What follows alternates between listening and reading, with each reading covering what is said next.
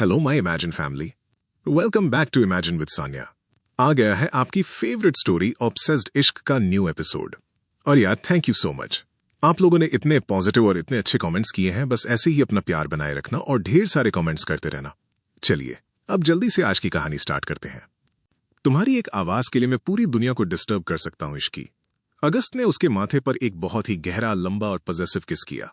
उस रात उस डार्क मास्टर बेडरूम में कोई खौफ नहीं था, कोई लड़ाई, कोई बगावत नहीं थी। वहां सिर्फ एक डेंजरस माफिया था जो बाहर की दुनिया में खून बहाने के बाद अपनी बीवी की बाहों में अपना सुकून ढूंढ रहा था, और एक लड़की थी जो उस माफिया की खौफनाक कैद को अपनी सबसे सेफ जगह मान चुकी थी। इश्की ने अनजाने में ही अपने दोनों हाथ अगस्त की शर्ट के अंदर डाल दिए और उसकी वो डार्क नशीली परफ्यूम की महक में एक बहुत ही गहरी और सुकून भरी नींद में सो गई। अगस्त ने भी अपना कोट उतारा, अपनी शर्ट के बटन खोले और इश्की को अपनी मजबूत बाहों में पूरी तरह से लॉक करके अपनी आंखें बंद कर लीं। रात का आखिरी पहर था। बाहर आसमान में अभी भी घना अंधेरा छाया हुआ था और मेंशन के बाहर गार्डन में हवाएं बहुत ही तेज और खौफनाक तरीके से सरसरा रही थीं। कमरे के अंदर एकदम पिन ड्रॉप साइलेंस था, जिसे सिर्फ एसी की हल्की और दीवार पर लगी विंटेज घड़ी की टिक टिक तोड़ रही थी। अगस्त्य का एक भारी और मस्कुलर हाथ इश्की की नंगी कमर पर बहुत ही पॉजेसिव तरीके से रखा हुआ था, जैसे वो नींद में भी उसे दुनिया की हर बुरी नजर से प्रोटेक्ट कर रहा हो। इश्की का सिर अगस्त्य के चौड़े शर्टलेस सीने पर टिका था और वो अगस्त्य की दिल की धड़कनों को अपने गालों पर फील कर सकती थी। अचानक बाहर बादलों के गरजने की एक बहुत ही तेज आवाज हुई। इश्की की पलकें झटके से खुल गईं। वो नींद से जाग गई। उसने एक गहरी सांस ली और अपनी आंखें ब्लिंक करते हुए उस डिम लाइट वाले कमरे को देखा। उसे एक सेकंड के लिए समझ नहीं आया कि वो कहाँ है, लेकिन फिर उसे अपने चारों तरफ अगस्त्य की वो स्ट्रॉन्ग ग्रिप फील हुई। इश्की ने अपनी गर्दन को हल्का सा ऊपर उठाकर अगस्त के चेहरे को देखा। वो खूंखार इंसान जिसके नाम से शहर के बड़े बड़े क्रिमिनल्स और पुलिस वाले कांपते थे, इस वक्त बहुत ही रिलैक्स और पीसफुल नींद में था। उसके चेहरे पे कोई गुस्सा, कोई डार्कनेस नहीं थी। उसके थोड़े बिखरे हुए बाल उसके माथे पर गिर रहे थे। इश्की के होठों पर अनजाने में ही एक बहुत ही सॉफ्ट स्माइल आ गई। तभी इश्की को याद आया कि उसका नया फोन जो अगस्त्य उसे देकर गया था, वो उसके हाथ से छूटकर बेड के दूसरे किनारे पर गिर गया था। इश्की ने बहुत ही आहिस्ता से अपना हाथ बढ़ाकर वो फोन उठाया और स्क्रीन ऑन की। स्क्रीन की ब्राइटनेस ने एक सेकंड के लिए उसकी आंखों को चुंधिया दिया। उसने टाइम देखा, सुबह के 4:15 बज रहे थे और बैटरी सिर्फ 2% बची थी। शिट, ये तो अभी स्विच ऑफ हो जाएगा, इश्की ने अपने मन में फुसफुसाते हुए कहा। उसे वो फोन किसी भी कीमत पर ऑन रखना था, क्योंकि वो फोन अगस्त्य ने उसे बहुत ही स्पेशल तरीके से दिया था। इश्की ने अपनी नजरें कमरे में घुमाई। साइड टेबल पर कोई चार्जर नहीं था। तभी उसे याद आया कि जब वो दोपहर को अगस्त्य के स्टडी रूम में गई थी तो उसने अगस्त्य की उस बड़ी सी ब्लैक ग्लास वाली टेबल पर एक वायरलेस चार्जिंग डॉक देखा था।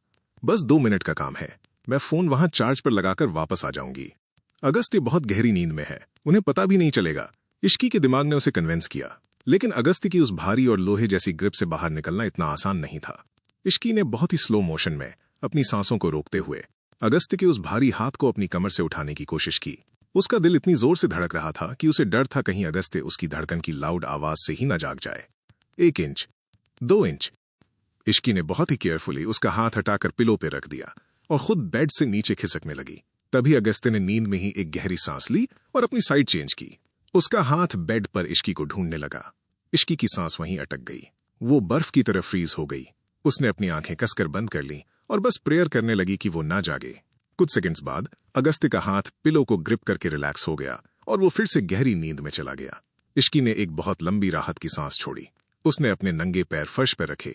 रात की ठंडक से इटालियन मार्बल का फर्श एकदम बर्फ जैसा ठंडा हो रहा था, जिससे इश्की के पैरों से लेकर सिर तक एक सिहरन दौड़ गई। उसने अपनी गाउन को थोड़ा ऊपर उठाया ताकि चलने में कोई आवाज ना हो। वो दबे पांव एक चोर की तरह मास्टर बेडरूम से सटे हुए उस स्टडी रूम के दरवाजे की तरफ बढ़ने लगी। हर एक कदम पर वो पीछे मुड़कर अगस्त्य को चेक कर रही थी।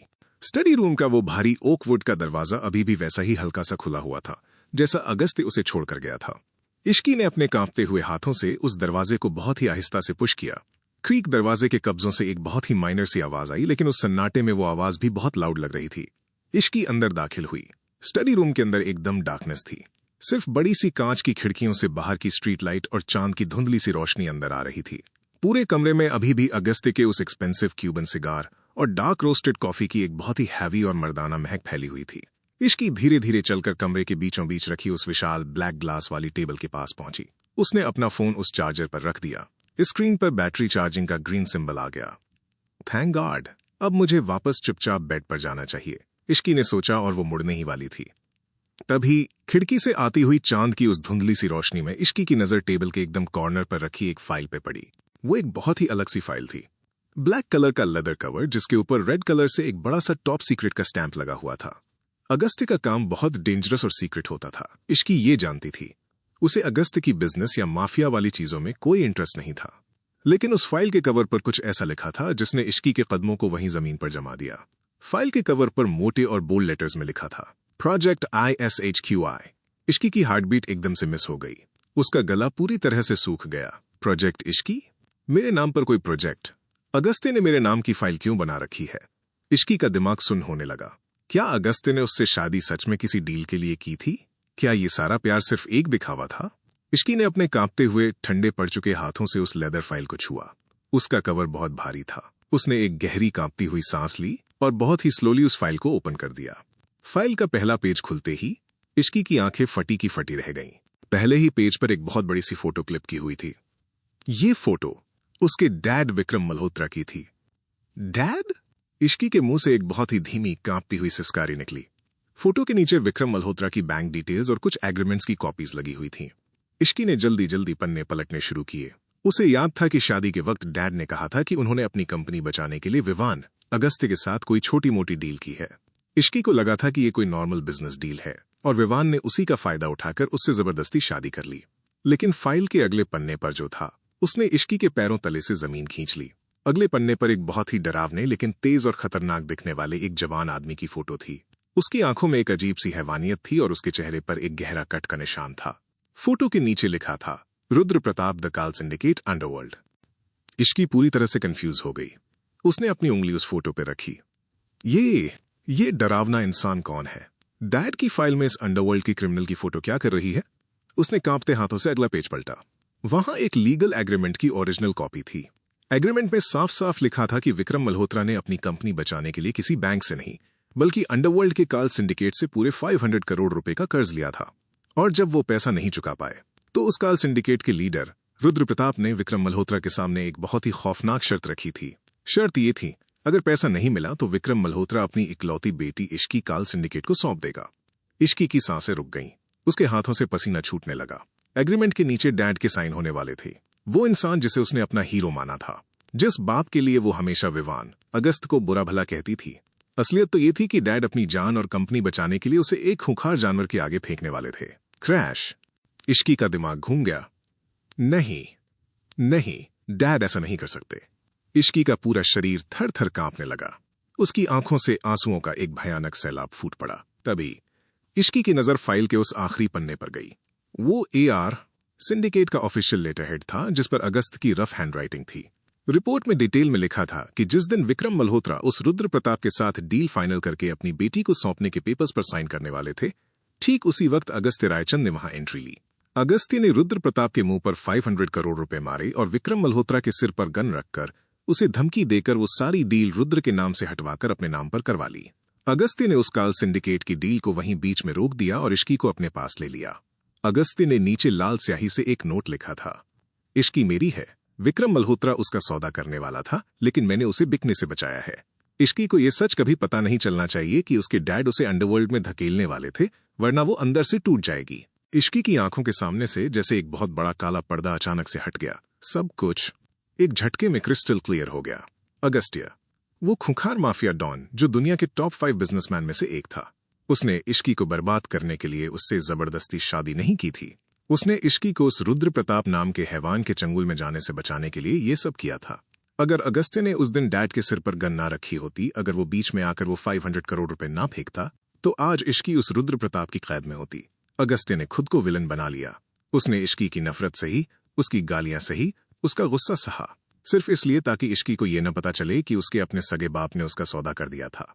अगस्त्य नहीं चाहता था कि इश्की को अपने डैड से नफरत हो जाए और वो डिप्रेशन में चली जाए। अगस्त्य, इश्की के मुंह से एक बहुत ही दर्द भरी टूटी हुई सिसकारी निकली। उसे याद आने लगा कि कैसे अगस्त उसकी हर बगावत सहता था, कैसे वो उसे गोली लगने पर पागलों की तरह रोया था, कैसे वो हर पल उसकी हिफाजत के लिए दीवार बनकर खड़ा रहता था। वो सिर्फ एक नॉर्मल प्यार नहीं था, वो एक ऐसा जुनूनी इश्क था जिसने इश्की की जान बचाने के लिए अंडरवर्ल्ड के उस काल सिंडिकेट से दुश्मनी मोल ले ली थी। इश्की के हाथ से वो फाइल छूटकर जमीन पर गिर गई। वो वहीं फर्श पर घुटनों के बल बैठ गई। उसे खुद पर इतनी नफरत और घिन आ रही थी कि उसने उस इंसान को जल्लाद और धोखेबाज कहा जिसने असल में उसे नरक में जाने से बचाया था। वो फर्श पर बैठी, अपना चेहरा घुटनों में छुपाए, बेतहाशा रो रही थी। उसका पूरा शरीर आंसुओं से भीग चुका था। तभी क्लिक, स्टडी रूम की वो डिम लाइट अचानक से फुल ब्राइटनेस के साथ ऑन हो गई। कमरे का वो भारी सन्नाटा एक बहुत ही पावरफुल और डोमिनेटिंग प्रेजेंस से भर गया। इश्की ने झटके से अपना आंसुओं से भीगा हुआ चेहरा ऊपर उठाया। स्टडी रूम के दरवाजे पर अगस्त्य रायचंद खड़ा था। उसने सिर्फ एक ब्लैक कलर का लोअर पहना हुआ था। उसकी शर्टलेस, चौड़ी और मस्कुलर छाती तेजी से ऊपर नीचे हो रही थी। उसकी डार्क ब्राउन आंखें सीधे इश्की पर गड़ी थीं। अगस्त की नजरें इश्की के आंसुओं से होते हुए जमीन पर बिखरे हुए उन पेपर्स और उस रुद्र प्रताप की फोटो वाली फाइल पर गईं। अगस्त का चेहरा एकदम सख्त हो गया। उसकी जबड़े इतनी जोर से तन गए कि उसकी नसें साफ दिखने लगीं। वो समझ गया था कि जिस कड़वे सच को वो दुनिया से लड़कर भी इश्की से छुपाना चाहता था, वो सच अब इश्की के सामने पूरी तरह से आ चुका है। कमरे में अब एक ऐसा डेडली साइलेंस था जिसे सिर्फ इश्की की सिसकियों की आवाज चीर रही थी। अगस्त्य धीरे धीरे अपने भारी कदमों के साथ इश्की की तरफ बढ़ने लगा। क्लिक, स्टडी रूम की वो डिम लाइट अचानक से फुल ब्राइटनेस के साथ ऑन हो गई। कमरे का वो भारी सन्नाटा एक बहुत ही पावरफुल और डोमिनेटिंग प्रेजेंस से भर गया। इश्की ने झटके से अपना आंसुओं से भीगा हुआ चेहरा ऊपर उठाया। स्टडी रूम के दरवाजे पर अगस्त्य रायचंद खड़ा था। उसने सिर्फ एक ब्लैक कलर का लोअर पहना हुआ था। उसकी शर्टलेस, चौड़ी और मस्कुलर छाती तेजी से ऊपर नीचे हो रही थी। वो अभी अभी गहरी नींद से उठा था और अपनी इश्की को बेड पर न पाकर पागलों की तरह उसे ढूंढते हुए सीधा यहां आया था।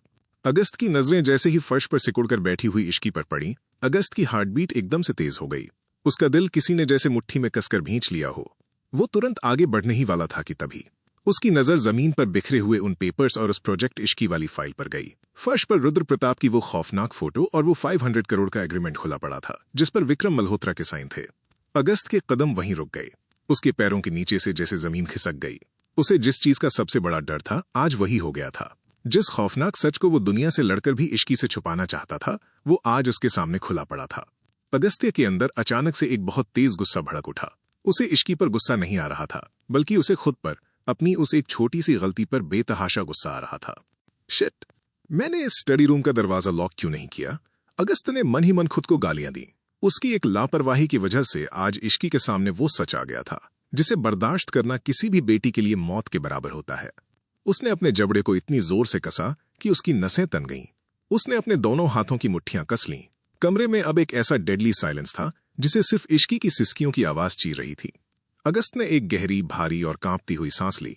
वो अपने भारी कदमों से चलते हुए इश्की के बिल्कुल करीब आया और फर्श पर उसके सामने घुटनों के बल बैठ गया। इश्की ने धीरे से अपना चेहरा उठाया। उसकी आंखें रो रो कर एकदम लाल और सूज चुकी थीं। उसका पूरा चेहरा आंसुओं से भीगा हुआ था। इंसान का बिहेवियर बहुत अजीब होता है। जब कोई इतना बड़ा सच सामने आता है जो उसकी पूरी दुनिया को पलट दे, तो इंसान उसे एकदम से मान नहीं पाता। वो डिनायल में चला जाता है। इश्की के साथ भी बिल्कुल यही हो रहा था।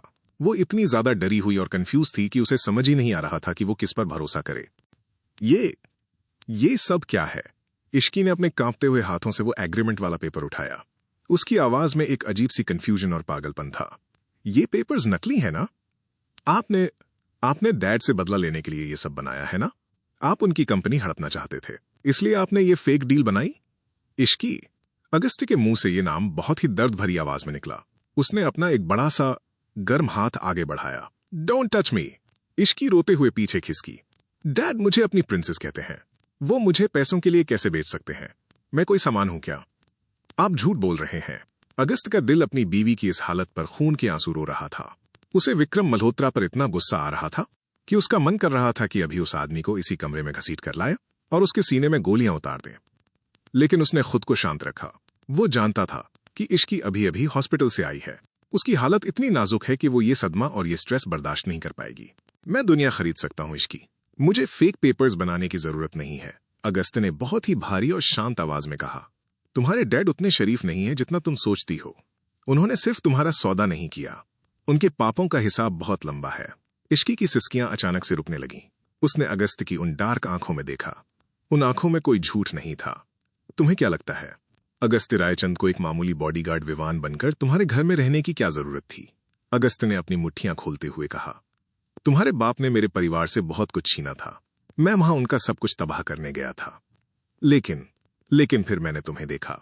अगस्त्य की आवाज में एक अजीब सा दर्द और जुनून उभर आया। मैंने देखा कि विक्रम मल्होत्रा अपनी ही बेटी को उस रुद्र प्रताप नाम के हैवान के आगे फेंकने वाला है। वो इंसान जो औरतों को नोच खाने के लिए जाना जाता है। मैं तुम्हारे डैड को उनके किए की सजा दे सकता था, लेकिन उनके गुनाहों की सजा मैं तुम्हें नहीं दे सकता था इश्की। इसलिए मैंने वो डील खुद पे ट्रांसफर करवा ली। इश्की का दिमाग सुन्न पड़ रहा था। डैड ने अगस्त्य के साथ भी कुछ गलत किया था। डैड सच में इतने बुरे इंसान है? इश्की ने अगस्त्य को ऊपर से नीचे तक देखा। ये आदमी, ये माफिया डॉन, इसने उसे डराया, धमकाया, उससे जबरदस्ती शादी की। लेकिन एक सेकंड, इश्की का दिमाग पीछे के पन्नों को पलटने लगा। अगस्त्य ने आज तक उसे फिजिकली कभी हर्ट नहीं किया था। जब कबीर ने उसे छुआ तो अगस्त्य ने कबीर की हड्डियां तोड़ दी। जब उसे गोली लगी तो अगस्त्य ने अपनी जान पर खेलकर उसे बचाया। जब वो दर्द में होती थी तो ये खूंखार इंसान उसके पैरों में बैठकर उसके आंसू पोंछता था। अगर ये सच में सिर्फ एक किडनैपर होता या सिर्फ अपना बदला ले रहा होता तो क्या वो उसके साथ ऐसा बिहेव करता? इश्की का वो पूरा 100% डिनायल अब धीरे धीरे टूटने लगा था। वो अभी भी अगस्त पर पूरी तरह ट्रस्ट नहीं कर पा रही थी, लेकिन उसके दिल के एक छोटे से कोने में ये बात बैठ गई थी कि ये आदमी उसे नुकसान नहीं पहुंचाएगा। इश्की के हाथ से वो पेपर छूट गया। वो अचानक से आगे बढ़ी और उसने अपने कांपते हुए हाथ अगस्त के चौड़े सीने पर रख दिए।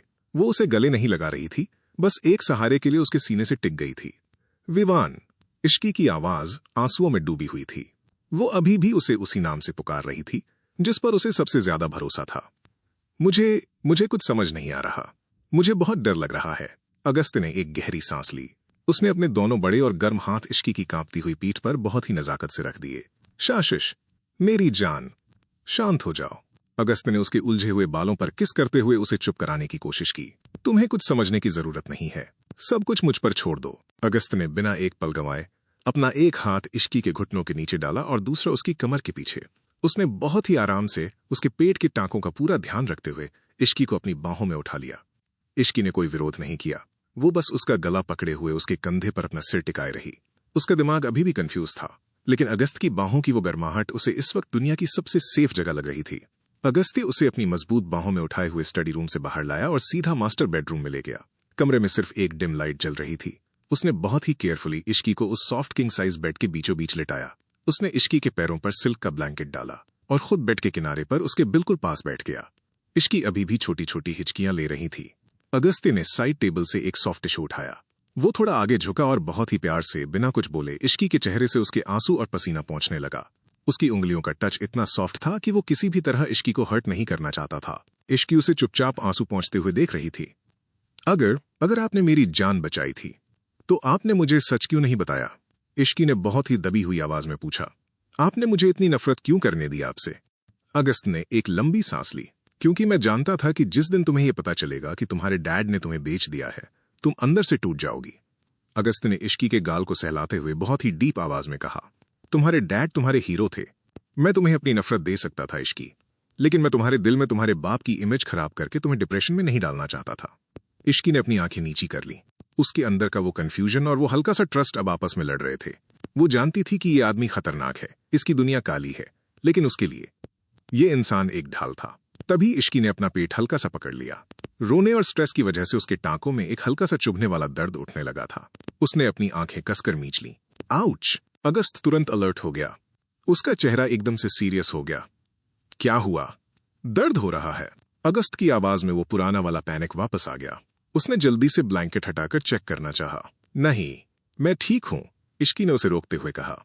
बस रोने की वजह से पेट पर थोड़ा जोर पड़ गया।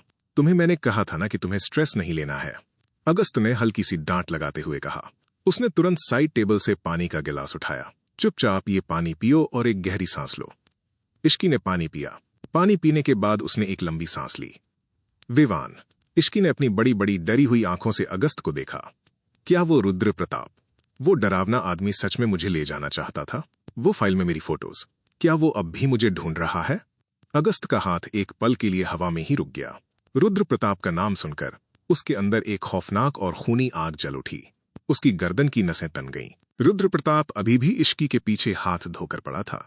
वो काल सिंडिकेट का लीडर था और वो अपनी हार का बदला लेने के लिए इश्की को किसी भी कीमत पर हासिल करना चाहता था। लेकिन अगस्त ने फैसला किया कि वो इश्की को यह सच नहीं बताएगा। वो उसे और ज्यादा खौफ में नहीं डालना चाहता था। वो कोई नहीं है इश्की, अगस्त ने बहुत ही शांत लेकिन बेहद पॉजेसिव और कमांडिंग आवाज में कहा। उसने अपना अंगूठा इश्की के गाल पर फेरा। जो भी उस फाइल में था वो पास्ट था। वो डील खत्म हो चुकी है। तुम्हारे डैड ने जो भी किया वो उनकी गलती थी, लेकिन मैंने वो गलती सुधार दी है। अब तुम अगस्त्य रायचंद की बीवी हो। इस दुनिया में कोई रुद्र प्रताप तुम्हारी परछाई को भी नहीं छू सकता। इश्की ने अपनी चादर को मुट्ठी में भींच लिया। उसे अभी भी डर लग रहा था। मुझे डर लग रहा है विवान, इश्की ने धीरे से कहा। जब तक मैं तुम्हारे सामने खड़ा हूं, तुम्हें अपने खुद के साय से भी डरने की जरूरत नहीं है, अगस्त्य ने कहा। अगस्त्य ने अपने जूते वहीं जमीन पर खिसकाकर उतारे और बिना अपना लोअर चेंज किए वो इश्की के बिल्कुल बगल में बेड पर लेट गया। इश्की ने कोई झिझक नहीं दिखाई। वो खिसक कर अगस्त्य के करीब आ गई। उसने अपना एक हाथ अगस्त्य की शर्टलेस कमर पर डाल दिया और अपना सिर उसकी गर्दन के पास छुपा लिया। वो अभी भी उसे पूरी तरह से सही नहीं मान रही थी, लेकिन उसे इस बात का यकीन हो गया था कि ये इंसान उसे किसी और के हाथों मरने या बिकने नहीं देगा। अगस्त्य ने अपनी एक मजबूत और भारी बांह इश्की की पीठ पर लपेटी और उसे पूरी तरह से अपनी बाहों में लॉक कर लिया। मैं यही हूं जंगली बिल्ली, अगस्त्य ने इश्की के माथे को चूमते हुए बहुत ही धीमी और नशीली आवाज में फुसफुसाया। सो जाओ। इश्की की आंखें आंसुओं, दवाइयों और थकान की वजह से भारी हो रही थीं। अगस्त्य के दिल की धड़कनें सुनते सुनते और उसकी उस डार्क मस्कुलर परफ्यूम की प्रोटेक्टिव गर्माहट में इश्की धीरे धीरे नींद की वादियों में खो गई। लेकिन अगस्त्य की आंखों में नींद नहीं थी। वो अंधेरे में कमरे की छत को घूर रहा था। उसका एक हाथ इश्की की कमर को बहुत ही मजबूती और पॉजेसिवनेस के साथ पकड़े हुए था, जैसे वो उसे दुनिया से छुपाकर अपने अंदर ही समा लेना चाहता हो। अगस्त्य जानता था कि रुद्र प्रताप शांत बैठने वालों में से नहीं है। वो इश्की को पाने के लिए किसी भी हद तक जा सकता था, और विक्रम मल्होत्रा के पापों का हिसाब अभी बाकी था। कोई रुद्र प्रताप तो क्या, मौत भी अगर इश्की को छूने आई तो मैं मौत का भी गला घोंट दूंगा। अगस्त्य ने मन ही मन एक खौफनाक कसम खाई और उसने अपनी बीवी को अपनी बाहों में और ज्यादा कस लिया। कमरे में अब सिर्फ एक भारी, डार्क और बेहद इंटेंस रोमांस का सन्नाटा पसरा हुआ था। रात के उस खौफनाक ड्रामे, आंसुओं के सैलाब और डैड के धोखे का वो भयानक सच सामने आने के बाद इश्की और अगस्त्य सुबह करीब 5 बजे ही सो पाए थे। सुबह के ठीक 10 बज चुके थे। रायचंद मेंशन के मास्टर बेडरूम की भारी मखमली खिड़कियों से छनकर आती हुई धूप कमरे में पूरी तरह से फैल चुकी थी। कमरे में एसी की हल्की सी आवाज गूंज रही थी। किंग साइज बेड के बीचों बीच रेशमी चादरों के अंदर इश्की बहुत गहरी नींद में सो रही थी। उसका सिर अभी भी अगस्त के चौड़े, बिना शर्ट वाले सीने पर टिका हुआ था। उसका एक हाथ अगस्त की नंगी कमर पर था और दूसरा हाथ उसकी छाती पर। अगस्त काफी देर पहले ही जाग चुका था। उसकी डार्क ब्राउन आंखें छत को घूर रही थीं। उसका एक बड़ा और गर्म हाथ इश्की की पीठ पर था, जो बहुत ही आराम से उसकी पीठ को सहला रहा था ताकि उसे कोई डरावना सपना न आए। अगस्त्य जानता था कि कल रात इश्की के अंदर कुछ बहुत गहरा टूट गया है। तभी इश्की के चेहरे पर एक हल्की सी हलचल हुई। उसने नींद में ही एक गहरी सिसकी ली और अपना चेहरा अगस्त के सीने में और ज्यादा धंसा लिया। उफ! इश्की ने नींद में ही अपना मुंह बनाते हुए बहुत ही मासूमियत से बड़बड़ाया। ये इंसान है या कोई लोहे की दीवार? मेरी तो पूरी गर्दन अकड़ गई। अगर आप हुक्म दें तो मैं कल से अपने सीने पर एक एक्स्ट्रा तकिया बांधकर सो सकता हूं मेरी जान। ऊपर से अचानक आई इस भारी, गहरी और हल्की सी हंसी वाली आवाज ने इश्की को चौंका दिया। उसने झटके से अपना सिर ऊपर उठाया। अगस्त अपना एक हाथ सिर के नीचे रखे बहुत ही रिलैक्स होकर इश्की को ही देख रहा था। उसके बाल माथे पर बिखरे हुए थे और उसकी डार्क आंखों में वो खौफनाक माफिया वाला रूप बिल्कुल नहीं था। वहां सिर्फ एक ऐसा पति था जिसे अपनी बीवी की ये बचकानी शिकायतें बहुत प्यारी लग रही थीं। इश्की के गाल शर्म से लाल हो गए। रात को तो वो डर और सदमे में इसके गले लगकर रो रही थी, लेकिन अब दिन की तेज रोशनी में इस तरह एक दूसरे के इतने करीब, और वो भी बिना शर्ट वाले अगस्त्य के ऊपर लेटकर, इश्की को बहुत अजीब सी घबराहट हो रही थी। आप कब उठे? इश्की ने हकलाते हुए पूछा और जल्दी से पीछे खिसकने की कोशिश की। उसे याद था कि अगस्त्य ने उसे हमेशा आप कहने का हुक्म दिया था और अब वो डर और रिस्पेक्ट उसके जहन में बैठ चुका था। लेकिन अगस्त्य ने अपना हाथ उसकी कमर से नहीं हटाया। उसने इश्की को वापस अपनी तरफ खींच लिया। मैं पिछले 1 घंटे से जाग रहा हूं, अगस्त्य ने उसके गाल को हल्के से सहलाते हुए कहा, और अपनी इस जंगली बिल्ली को सोते हुए देख रहा हूं। वैसे तुम्हारी आदतें बहुत खराब हैं इश्की। तुम नींद में मुझे ऐसे जकड़कर सोती हो जैसे मैं कहीं भाग जाऊंगा। मैंने आपको नहीं जकड़ा था। वो तो बस रात को मुझे डर लग रहा था, इसलिए मैंने आपको कस के पकड़ लिया था। इश्की ने अपनी नजरें चुराते हुए अपना हमेशा वाला मासूम सा मुंह बना लिया। अगस्त्य को उसकी इस क्यूट सी सफाई पर एक बहुत ही खुली हुई हंसी आ गई। वो खूंखार डॉन, जिसे लोग हंसते हुए देखने की कल्पना भी नहीं कर सकते थे, वो इश्की की एक छोटी सी बात पर मुस्कुरा रहा था। ठीक है, मान लिया, तुम नहीं डरी थी, मैं ही डर गया था, अगस्त ने उसे चिढ़ाते हुए कहा। फिर उसका चेहरा थोड़ा सीरियस और केयरिंग हो गया। टांकों में दर्द कैसा है? कल रात तुमने बहुत स्ट्रेस ले लिया था। डैड का जिक्र आते ही इश्की की आंखों में एक सेकंड के लिए वो उदासी वापस आई, लेकिन अगस्त्य की इस गर्माहट ने उसे ज्यादा सोचने नहीं दिया। थोड़ा सा खिंचाव महसूस हो रहा है, पर पहले से ठीक हूं, इश्की ने धीरे से कहा। विवान, क्या डैड ने सच में ऐसा किया था? क्या मैं उनके लिए सिर्फ एक डील थी? अगस्त का दिल इश्की के इस सवाल पर फिर से दुखी हो गया। इश्की, दुनिया में हर इंसान वैसा नहीं होता जैसा वो दिखता है। अगस्त्य ने बहुत ही भारी और ठहराव भरी आवाज में कहा, तुम्हारे डैड ने जो किया वो उनका लालच था, लेकिन तुम्हें उस गलती की सजा नहीं भुगतनी है। तुम अब उस दुनिया का हिस्सा नहीं हो। पर वो रुद्र प्रताप, इश्की का पूरा शरीर ये नाम लेते ही कांप गया। वो आदमी बहुत डरावना था। क्या वो मुझे ढूंढ रहा होगा? अगस्त की आंखों में पलक झपकते ही एक खौफनाक और खूनी लाल रंग उतर आया। उसकी नसें तन गईं। मैंने आपसे कल रात भी कहा था इश्की। अगस्त ने अपनी आवाज में एक ऐसा रौब लाते हुए कहा जो इश्की के सारे डर को खत्म कर दे। जब तक तुम्हारे सीने पर मेरा ये हाथ है, इस दुनिया की कोई ताकत, कोई रुद्र प्रताप तुम्हारी परछाई को भी नहीं छू सकता। तुम अगस्त्य रायचंद की बीवी हो। मौत को भी तुम तक पहुंचने के लिए मुझसे परमिशन लेनी होगी। इश्की ने अगस्त की उन डार्क आंखों में देखा। उसे इस बात का पूरा यकीन हो गया था कि ये आदमी उसकी हिफाजत के लिए दुनिया को जला सकता है। अब इन सब बातों को अपने दिमाग से निकाल दो। अगस्त ने उसे बहुत ही नजाकत से खुद से अलग किया और बेड से नीचे उतरा। उसने अपना डार्क ग्रे सिल्क का गाउन पहना और साइड टेबल से इश्की की दवाइयां और पानी का गिलास उठाया। मुंह खोलो। अगस्त ने एक कड़वी सी लाल रंग की गोली इश्की के होठों के पास ले जाते हुए कहा। इश्की ने उस गोली को देखा और तुरंत अपनी नाक से कोड़ ली। ये बहुत कड़वी है विवान। प्लीज, आप मुझे कोई मीठी सी दवाई दे दीजिए ना। मुझे इससे उल्टी जैसी फीलिंग आती है। अगस्त ने अपनी एक भौं ऊपर उठाई। उसका वो सख्त बॉस वाला रूप हल्का सा बाहर आ गया। इश्की, ये दवा है, कोई मिठाई नहीं जो मैं तुम्हारे टेस्ट के हिसाब से लाऊंगा। अगस्त ने अपनी टोन को थोड़ा सख्त करते हुए कहा। चुपचाप मुंह खोलो, वरना मुझे वो तरीका इस्तेमाल करना पड़ेगा जो तुम्हें बिल्कुल पसंद नहीं आएगा। कल वाले उस जबरदस्ती वाले तरीके की याद आते ही इश्की ने चुपचाप अपना मुंह खोल दिया और गोली पानी के साथ निगल ली। गोली सच में बहुत कड़वी थी, जिससे उसका पूरा चेहरा सिकुड़ गया। गुड गर्ल, अगस्त ने उसके सिर पर हाथ फेरते हुए कहा। मैं आपके लिए नाश्ता यही मंगवा रहा हूं। डॉक्टर ने कहा है कि तुम्हें कम से कम 2 दिन और सीढ़ियां नहीं उतरनी है।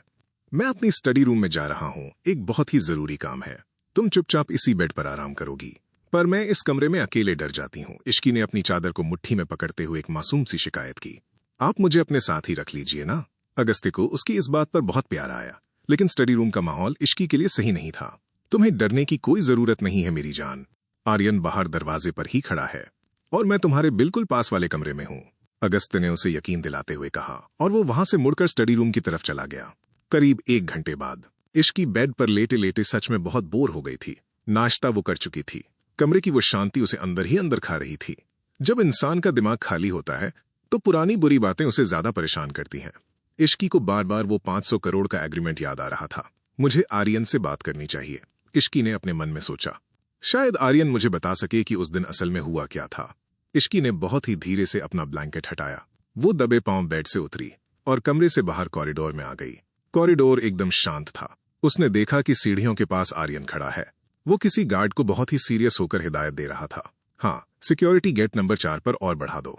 कोई भी बिना चेकिंग के अंदर नहीं आना चाहिए, आर्यन फोन पर कह रहा था। इश्की के चेहरे पर एक हल्की सी शैतानी स्माइल आ गई। आर्यन को देखकर उसका वो पुराना कॉलेज वाला दोस्ताना रूप बाहर आ गया। वो दबे पांव आर्यन के पीछे गई और अचानक से उसके कंधे पर जोर से हाथ मारते हुए बोली, ओए आर्यन के बच्चे। आर्यन अपनी जगह पर 1 फुट ऊपर उछल गया। उसके हाथ से उसका फोन लगभग छूट ही गया था। उसने घबराकर पीछे मुड़कर देखा। अरे चुड़ैल, तू पागल हो गई है क्या इश्की? आर्यन ने अपना सीना पकड़ लिया। उसकी जान हलक में आ गई थी। कसम से मेरी तो हार्ट बीट रुक गई थी। मुझे लगा भाई आ गए। तू कमरे से बाहर क्यों आई? अगर भाई ने तुझे बाहर देख लिया ना तो वो मुझे सीधा स्विमिंग पूल में उल्टा लटका देंगे। प्लीज तू अंदर जा। इश्की ने अपनी दोनों बाहें सीने पर बांध ली और एक अकड़ दिखाते हुए बोली, अबे ओ खजूर, भूल मत मैं इस घर की मालकिन हूं, तुम्हारे खूंखार भाई की बीवी। मैं जहां चाहूं घूम सकती हूं। आर्यन ने अपना माथा पीट लिया। मालकिन जी, आपका ये स्वैग सिर्फ तब तक चलता है जब तक साक्षात यमराज आपके आसपास नहीं होते। जब भाई सामने आते हैं ना तो तुम्हारी सारी हेकड़ी निकल जाती है। तुम भीगी बिल्ली बन जाती हो। इसलिए चुपचाप अंदर चलो। इश्की को आर्यन का ये डरपोक अवतार देखकर बहुत हंसी आ रही थी। वो आर्यन ही था जिसके साथ वो अपने पुराने नॉर्मल दिनों की तरह बिना डरे बात कर सकती थी और लड़ सकती थी। अच्छा सुन आर्यन, मजाक छोड़। इश्की ने अपनी आवाज धीमी करते हुए बहुत ही सीरियस तरीके से पूछा। उसकी आंखों में वो पुरानी वाली कोई अकड़ या नखरा नहीं था। मुझे सब पता चल गया है। डैड की वो फाइल मैंने देख ली है। मुझे बस इतना जानना है कि उस दिन असल में हुआ क्या था। विवान, मेरा मतलब है अगस्त ने मुझे कैसे बचाया था। आर्यन ने एक गहरी सांस ली। वो इश्की की यह हालत देखकर बहुत उदास हो गया था। तुझे सच में जानना है इश्की? आर्यन ने अपने हाथ बांधते हुए बहुत ही सीरियस टोन में कहा। तो सुन, तेरे डैड विक्रम मल्होत्रा ने सिर्फ अपनी कंपनी बचाने के लिए तुझे नहीं बेचा था। उन्होंने जुए में इल्लीगल सट्टेबाजी में अंडरवर्ल्ड का करोड़ों रुपया हारा था। वो बुरी तरह कर्जे में डूब चुके थे। इश्की की आंखें फटी की फटी रह गईं। जुए में? हाँ, आर्यन ने अपना सिर हिलाते हुए कहा। और काल सिंडिकेट का लीडर रुद्र प्रताप, वो एक खूंखार जानवर है। उसकी नजर बहुत पहले से तुझ पर थी। उसने तेरे डैड को ऑफर दिया कि अगर वो तुझे उसके हवाले कर दें तो वो उनका सारा कर्जा माफ कर देगा। और तेरे डैड अपनी जान बचाने के लिए मान गए। इश्की की आंखों से एक आंसू टूटकर उसके गाल पर गिर गया। लेकिन भाई को ये बात पता चल गई। आर्यन की आंखों में अपने बड़े भाई के लिए एक गहरी इज्जत आ गई। इश्की अंडरवर्ल्ड का एक उसूल होता है, कोई भी एक सिंडिकेट दूसरे सिंडिकेट की डील में टांग नहीं अड़ाता, वरना खूनी जंग छिड़ जाती है। भाई दुनिया के टॉप 5 बिजनेसमैन हैं। उन्हें काल सिंडिकेट से पंगा लेने की कोई जरूरत नहीं थी। लेकिन जब बात तेरी आई तो भाई पागल हो गए। आर्यन थोड़ा करीब आया और उसने अपनी आवाज नीची कर ली। जिस रात तेरे डैड तुझे रुद्र प्रताप को सौंपने के पेपर साइन करने वाले थे, उस रात भाई अकेले बिना किसी फोर्स के सीधा काल सिंडिकेट के अड्डे पर घुस गए थे। उन्होंने रुद्र प्रताप के मुंह पर 500 करोड़ का सूटकेस मारा था। रुद्र प्रताप हंसने लगा था। उसने कहा कि उसे पैसे नहीं, सिर्फ तू चाहिए। इश्की का दिल बहुत जोरों से धड़कने लगा। उसके रोंगटे खड़े हो गए। तब भाई ने अपनी गन निकाली और सीधा रुद्र प्रताप के सिर पर तान दी। आर्यन ने उस खौफनाक रात को याद करते हुए कहा। भाई ने उस दिन अंडरवर्ल्ड के सारे रूल तोड़ दिए। उन्होंने सरेआम ऐलान कर दिया कि इश्की अवस्थी अब अगस्त्य रायचंद की प्रॉपर्टी है। अगर किसी ने तेरी तरफ आंख भी उठाई तो वो पूरे शहर को आग लगा देंगे। भाई ने तेरे डैड की कनपटी पर गन रखकर वो डील कैंसिल करवाई और तुझे वहां से सही सलामत निकाल कर लाए। आर्यन ने एक लंबी सांस ली। इश्की, भाई ने तेरे लिए अपनी जान की बाजी लगा दी। उन्होंने पूरे काल सिंडिकेट को अपना दुश्मन बना लिया। तेरे डैड ने हमारे डैड की कंपनी हड़पी थी, भाई वहां बदला लेने गए थे। लेकिन तुझे उस खतरे में देखकर उन्होंने अपना बदला छोड़ दिया और तेरी ढाल बन गए। और वो ये सब इसलिए छुपा रहे थे ताकि तुझे अपने डैड की इस घटिया हरकत से नफरत ना हो जाए। वो तेरे इमोशंस को बचा रहे थे। इश्की वहीं दीवार के सहारे सुन्न होकर खड़ी रह गई। उसके गालों पर आंसुओं की धार बह रही थी, लेकिन ये आंसू डर के नहीं थे। ये आंसू उस इंसान के लिए थे जिसने उसे बचाने के लिए पूरी दुनिया से दुश्मनी मोल ले ली थी। उसे अब समझ आ रहा था कि अगस्त्य का वो गुस्सा, वो हर जगह उसके पीछे साए की तरह रहना, ये कोई कैद नहीं थी, ये उसकी हिफाजत थी। वो आदमी उसके लिए अपनी जान हथेली पर रखकर घूम रहा था और इश्की उसे सिर्फ गालियां दे रही थी। आर्यन, इश्की ने रोते हुए कहा, वो सच में मेरी इतनी फिक्र करते हैं? पागलों की तरह। आर्यन ने एक हल्की सी स्माइल देते हुए कहा, अगर तुझे एक खरोंच भी आ गई ना तो भाई इस दुनिया को शमशान बना देंगे। इसलिए प्लीज कभी उनसे दूर जाने की या उन्हें गलत समझने की कोशिश मत करना। तभी पीछे से एक बहुत ही ठंडी, भारी और गूंजती हुई आवाज आई, आर्यन। आर्यन की रीढ़ की हड्डी में एक बिजली का करंट दौड़ गया। उसकी सारी बातें 1 सेकंड में हवा हो गईं।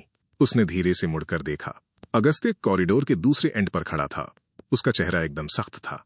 उसने अपनी डार्क शर्ट के कफ्स को फोल्ड किया हुआ था और वो भारी कदमों से उनकी तरफ आ रहा था।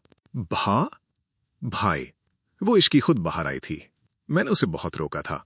आर्यन ने एक ही सांस में अपनी सफाई दे दी और बिना 1 सेकंड रुके वहां से सीढ़ियों की तरफ ऐसे भागा जैसे पीछे कोई खूंखार शेर लगा हो। अब कॉरिडोर में सिर्फ इश्की बची थी। उसकी वो सारी उदासी और आर्यन के सामने वाली बेबाकी अगस्त्य को देखते ही एक अजीब सी नर्वसनेस में बदल गई।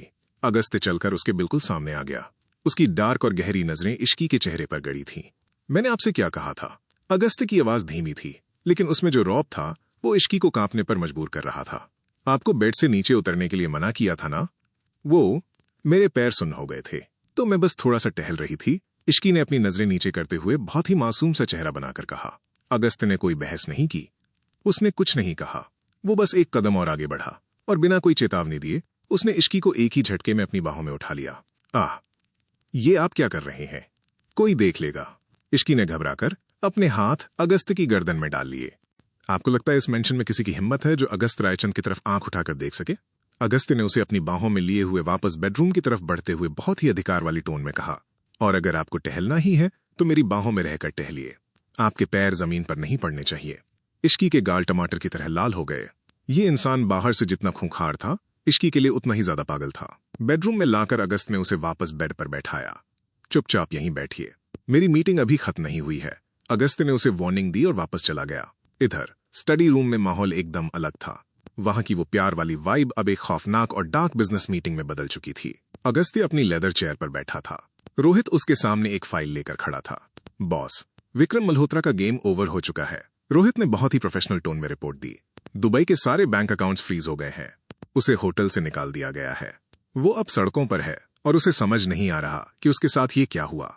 अगस्त के चेहरे पर कोई रहम नहीं था। उसकी आंखों में सिर्फ एक खूनी संतुष्टि थी। उसे तड़पने दो, अगस्त ने बहुत ही ठंडी आवाज में कहा। लेकिन हमारे आदमी उस पर नजर रखेंगे। वो मरना नहीं चाहिए, वो घुट घुट कर जीना चाहिए। उसे एहसास होना चाहिए कि अपनी बेटी को बेचने की क्या कीमत चुकानी पड़ती है। जी बॉस। और दूसरी खबर कार्ल सिंडिकेट की तरफ से है। रोहित की आवाज थोड़ी सीरियस हो गई। अगस्त ने अपनी आंखें सिकोड़ी। रुद्र प्रताप? हाँ बॉस, हमारे खबरी ने बताया है कि रुद्र बहुत ज्यादा बौखला गया है। उसने अपनी सारी इलीगल डील्स रोक दी हैं और उसका पूरा फोकस अब सिर्फ मैम पर है। वो किसी भी कीमत पर उन तक पहुंचना चाहता है। उसने अपने कुछ आदमियों को हमारे इलाके में एक्टिव कर दिया है। अगस्त ने अपने दोनों हाथ टेबल पर रखे और थोड़ा आगे झुका। उसके चेहरे का वो खौफनाक एक्सप्रेशन देखकर रोहित को भी पसीना आ गया। उसे लगता है कि वो मेरी परछाई को भी छू सकता है। अगस्त की आवाज किसी हैवान से कम नहीं लग रही थी। रोहित, अगर रुद्र का एक भी आदमी हमारे इलाके में दिखा तो उसे सीधा बेसमेंट में लाना। और रुद्र, वो अपनी मौत खुद मेरे पास लेकर आ रहा है। उसे आने दो। मैं उसका वो हश्र करूंगा कि पूरा अंडरवर्ल्ड मेरे नाम से कांपेगा। सिक्योरिटी हमने पूरी तरह से टाइट कर दी है बॉस। मेंशन के अंदर कोई भी बिना 3 लेयर की चेकिंग के नहीं आ सकता, रोहित ने कहा। दोपहर का वक्त हो चुका था। अगस्त को एक बहुत ही जरूरी मीटिंग के लिए हेडक्वार्टर जाना पड़ा। उसने पूरे मेंशन की सिक्योरिटी को और बढ़ा दिया था और आर्यन को इश्की के पास छोड़ दिया था। मास्टर बेडरूम में इश्की बेड पर लेटी हुई एक किताब पढ़ रही थी। उसका मूड अब काफी अच्छा था। आर्यन की बातें सुनने के बाद वो धीरे धीरे इस नए माहौल में और अगस्ती की इस खौफनाक लेकिन बेहद सेफ दुनिया में खुद को ढाल रही थी। तभी कमरे का दरवाजा हल्का सा नॉक हुआ। आ जाओ, इश्की ने अपनी नजरें किताब से हटाए बिना कहा। एक नई मेड जिसने मेंशन की रेगुलर व्हाइट और ब्लैक यूनिफॉर्म पहनी हुई थी, वो हाथ में फ्रेश जूस और कुछ फलों की एक भारी सिल्वर ट्रे लेकर अंदर आई। इश्की ने उस मेड की तरफ देखा। वो कोई जानी पहचानी मेड नहीं लग रही थी। उसका सिर झुका हुआ था और उसने अपना आधा चेहरा अपने दुपट्टे से कवर किया हुआ था। उसकी चाल बहुत ही सधी हुई और अजीब थी। ये जूस अगस्त ने भिजवाया है? इश्की ने बहुत ही कैजुअल तरीके से पूछा। उस मेड ने कुछ नहीं कहा, बस अपना सिर हाँ में हिलाया और वो ट्रे साइड टेबल पर रख दी। Thank you. तुम नई हो क्या यहां? मैंने तुम्हें पहले कभी नहीं देखा, इश्की ने किताब साइड में रखते हुए पूछा। मेड ने अचानक अपनी गर्दन उठाई। उसकी आंखों में एक बहुत ही अजीब, ठंडी और डरावनी सी चमक थी। उसने इश्की को एक बहुत ही गहरी और खौफनाक नजर से देखा, जैसे वो उसे स्कैन कर रही हो। उसी वक्त जब मेड ट्रे रखकर मुड़ रही थी तो इश्की की नजर उस मेड के हाथ की कलाई पर गई। वहां एक बहुत ही अजीब सा और डार्क टैटू बना हुआ था। एक काले रंग का कौवा जिसके मुंह में एक खोपड़ी थी। इश्की को वो टैटू देखकर एक बहुत ही अजीब सी, अनकंफर्टेबल और डरावनी फीलिंग आई। उसके पेट में एक अजीब सी हलचल हुई। इससे पहले कि इश्की कुछ और पूछ पाती, वो मेड बहुत ही तेज कदमों से बिना कोई आवाज किए कमरे से बाहर निकल गई। इश्की ने जूस का गिलास उठाया, लेकिन उसका दिमाग उस मेड की अजीब आंखों और उस खौफनाक टैटू पर अटका हुआ था। यहाँ के नौकर भी अगस्त की तरह डरावने क्यों होते हैं? इश्की ने खुद से बड़बड़ाते हुए कहा। उसने जूस का गिलास अपने होठों के पास ले जाने के लिए उठाया, लेकिन तभी उसकी नजर ट्रे पर रखे एक लाल गुलाब पर पड़ी। इश्की को लगा शायद अगस्त ने उसके लिए ये गुलाब भिजवाया होगा। वो मुस्कुराई और उसने गिलास नीचे रखकर वो गुलाब उठा लिया। लेकिन जैसे ही उसने गुलाब को पलटा, उसकी मुस्कान हवा हो गई। वो गुलाब ताजा नहीं था। वो एक सड़ा हुआ, काला पड़ चुका और सूखा हुआ गुलाब था, जिसके कांटे बहुत ही तीखे और बड़े थे। इश्की की सांसें अटक गईं। उसने जल्दी से ट्रे की तरफ देखा। उस सूखे गुलाब के ठीक नीचे एक बहुत ही छोटा सा सफेद कागज का टुकड़ा मुड़ा हुआ रखा था। इश्की के हाथ कांपने लगे। उसने घबराते हुए वो कागज का टुकड़ा उठाया और उसे खोला। उस कागज पर खून के लाल रंग से एक लाइन लिखी हुई थी, तुम्हारा रक्षक ही तुम्हारी मौत का कारण बनेगा। काल आ रहा है और वो बहुत करीब है। इश्की के हाथों से वो कागज छूटकर जमीन पर गिर गया। उसके शरीर का सारा खून जैसे एक पल में जम गया। काल आ रहा है, ये नाम पढ़ते ही उसके दिमाग में फाइल में देखी हुई रुद्र प्रताप की वो खौफनाक और कटी हुई शक्ल घूम गई। लेकिन सबसे डरावनी बात ये नहीं थी कि वो मैसेज रुद्र प्रताप का था। सबसे भयानक बात यह थी कि रायचंद मेंशन के इस अभेद्य किले में अगस्त्य रायचंद की इतनी हाई सिक्योरिटी के बावजूद उसके प्राइवेट मास्टर बेडरूम में ये मैसेज और ये सड़ा हुआ गुलाब आखिर पहुंचा कैसे? इश्की ने दहशत भरी नजरों से कमरे के बंद दरवाजे की तरफ देखा। रुद्र प्रताप बाहर नहीं था। वो इस मेंशन के अंदर अगस्त्य के ही किसी अपने के भेष में घूम रहा था और इश्की जानती थी कि असली खौफनाक जंग तो अब शुरू होने वाली थी। तो गाइस, कैसा लगा आपको आज का ये एपिसोड? मुझे कमेंट सेक्शन में जरूर बताना। इमेजिन विद सान्या को सब्सक्राइब कर लो और बेल आइकॉन भी दबा दो ताकि कल का एपिसोड आते ही आपको नोटिफिकेशन मिल जाए। मिलते हैं कल, तब तक के लिए बाय बाय।